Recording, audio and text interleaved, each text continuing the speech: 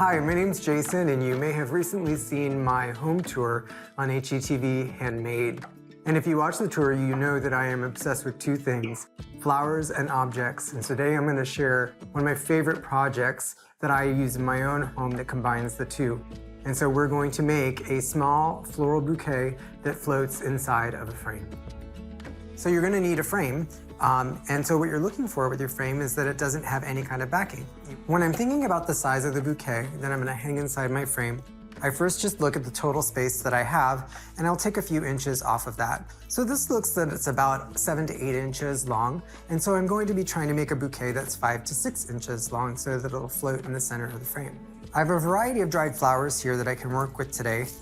Since I want my total bouquet to be about 5 to 6 inches tall, I'm going to choose a focal flower to give me that total distance, and then I'm going to clip it, and I can use that as my guide as I continue to build the bouquet.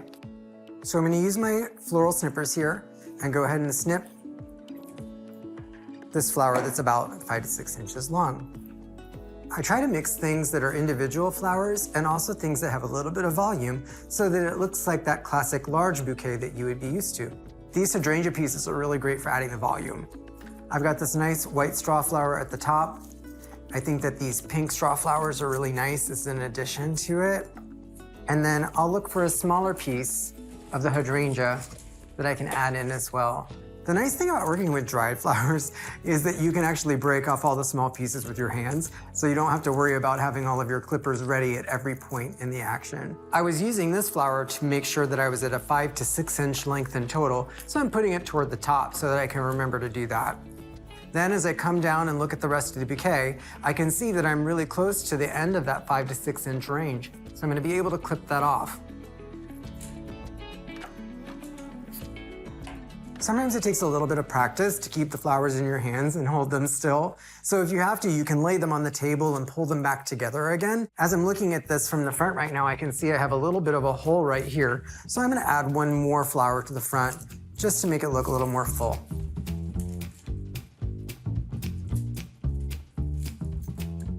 Now I'm really happy with the way that this looks, so I can move on to wiring. When you're wiring a baby bouquet, you don't need very much floral wire at all, and it can be kind of a thin gauge. You want something that's a little bit flexible, so it's easy for you to do with your two hands as you put them together. So what I'm going to do is basically, like a twist tie, attach this wire to the bouquet and secure all the flowers in place. One tip that I have is that I will bend the wire in half, kind of like a bobby pin shape, so that I can just slide it into place and start twisting.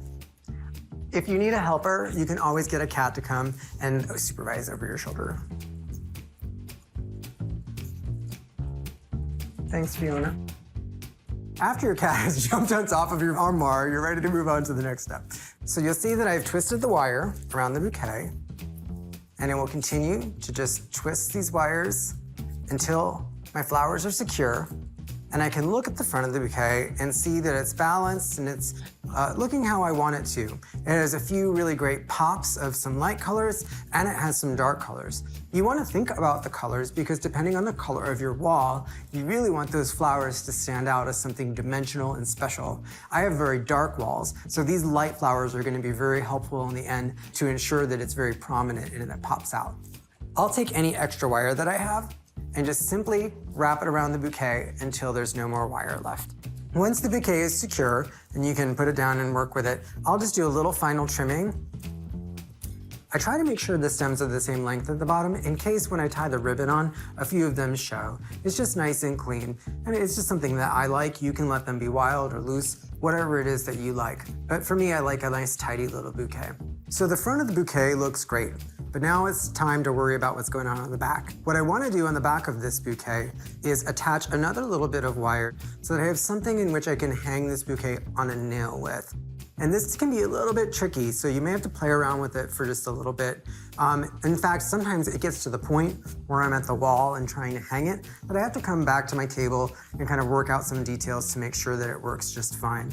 It's just one of those back and forth kinds of things. So I'm taking the wire, turning it into a loop, and I'm looking for a sturdy place on the back greenery of my bouquet that I can attach this to. I found a nice sturdy stem on the back, and I'm pulling my wire through. You may notice that some flowers are shedding off of this bouquet, and that's okay. You should probably expect when you're working with dried flowers for about 20% loss in flowers. So start with a little bit more than you need. And then as some of them fall out, it'll still look really beautiful and airy in the end. I'm basically twisting this really nice thin wire again to get a little loop. And this is the part that will hang on one nail on the wall. So I'm almost ready with this bouquet, but one thing that I want to make sure that I do is cover up this little bit of wire which is on the front. It's not extremely noticeable, but I do like to add little details to these projects. I'm using some silk ribbon here. What I love about this ribbon is that it is naturally dyed, and hand cut, and it's a little bit of an investment, but it has a really incredible sheen, and I'm in a dark room. So at night when the lighting is showing, having something with a little bit of sheen, in addition to the metallic elements of my frame, will help it pop off the wall.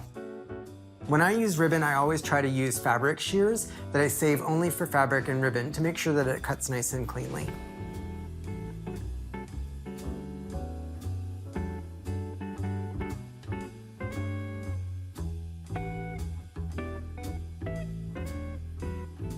I'm not going to be doing anything complex with this ribbon except for tying a simple knot. It's really beautiful on its own, so it really doesn't even need to be tied into a bow or anything like that.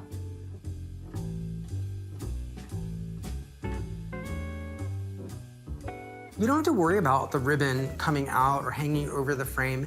In fact, the really fun part of this project is that it's something that's kind of impossible. And so it's okay if the ribbon hangs outside the frame or even the flowers come outside the frame. It's really what your imagination steers you to do. And in the end, it's the dimensionality that makes it really special. So I'm ready to hang this on the wall, and I found the perfect place right here. So now I'm at the final step where I'm going to hang this bouquet inside the frame. And just like I said before, it's not going to be exactly perfect, and that's totally okay.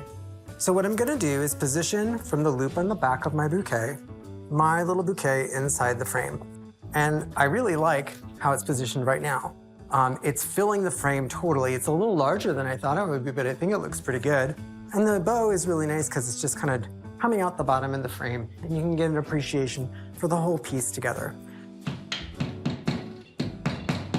Sometimes it's trial and error to get it ready and get it on the wall. All right, so I have my bouquet successfully hanging on my nail.